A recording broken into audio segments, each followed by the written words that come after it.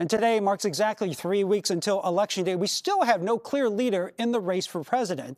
Joining us live right now is Sonoma State professor David McCuan. And David, with the growing conflict in the Middle East now expanding beyond Gaza, does this impact votes for either Vice President Kamala Harris or former President Donald Trump? You know, it can in a couple of places. Obviously, when you look at Muslim American populations in Flint, Michigan, or in Michigan proper, you look at that in New Jersey and in Minnesota. But the impact, particularly in Michigan, could be important, especially down ballot, especially you look at U.S. Senate races.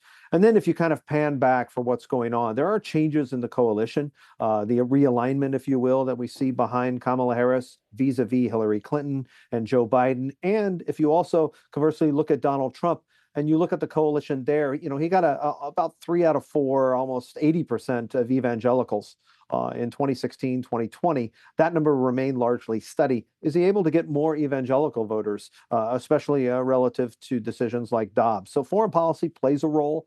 Recent events can play a role. And obviously an October surprise or an early November surprise could be hugely important in this election, especially given such a tight race in key states. If you're Kamala Harris, you're paying very close attention to Pennsylvania, Wisconsin, and Michigan. And those are states where a spillover effect could happen. And that's especially important in Pennsylvania with its 19 electoral votes.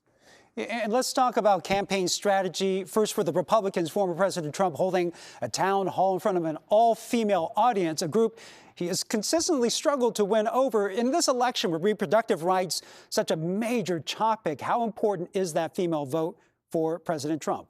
Right. It is important because we're seeing the largest gender gap that we've ever seen in presidential election history, modern presidential election history. When we look at that, we see that Donald Trump has difficulty with female voters, particularly suburban female voters. And if you look at some of the issues that are in there, and we pay a lot of attention to that suburban female vote, but also pay attention to the working class vote, the working class vote for men and women. Joe Biden made some inroads in 2020 with working class males and working class female votes. And if Kamala Harris is able to eke into that somewhat, it could hurt Donald Trump in certain battleground states, again, those Rust Belt states. That means Donald Trump, he's in Georgia for a reason. They think Georgia is in play towards the Republican side. That's an important state for them. They think the same thing with North Carolina. So North Carolina, Georgia, and then you pick up a southwestern state like Arizona or Nevada, you're rolling forward while putting pressure on Democrats to hold Pennsylvania, Wisconsin, and Michigan. You brought this up because on the flip side, Vice President Kamala Harris has already made it a point to reach out to black men. And overall, her campaign has struggled with male voters. But now there are some reports her team has reached out to podcaster Joe Rogan, whose audience is mostly young men. Is that a smart move for her?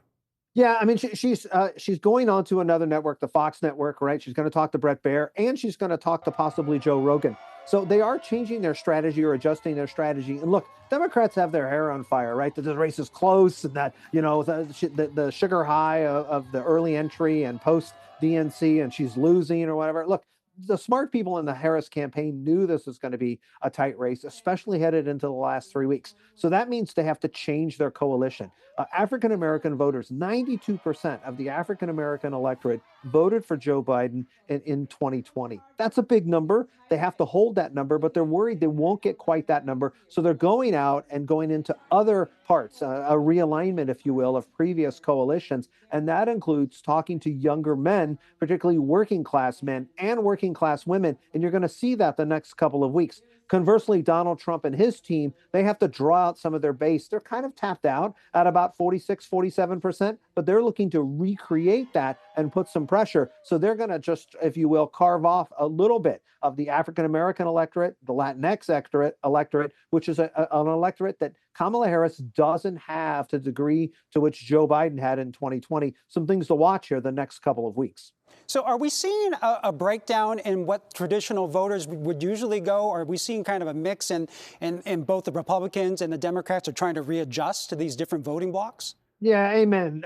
Look, we are seeing a change. What we're seeing is a shift. If 2016 was like the last of the old coalitions for the parties and 2020 was starting to be that tipping point, 2024 to 2028 is a different coalition for both major parties. And this is that adjustment election where we're going to see a different set of voters that lead Kamala Harris to the White House or develop in a post-Trump Republican Party if Trump is successful. So both parties are kind of at these tipping points where we're seeing a different mix from what we've seen in previous elections, and that's going to challenge both, particularly on the get out the vote and voter contact as we head into November. And that's the volatility that you're seeing kind of going on here, as opposed to voters on one side or another drinking the Kool-Aid and going to just their past preference. It's a big mix-up this particular election and into the next cycle as well.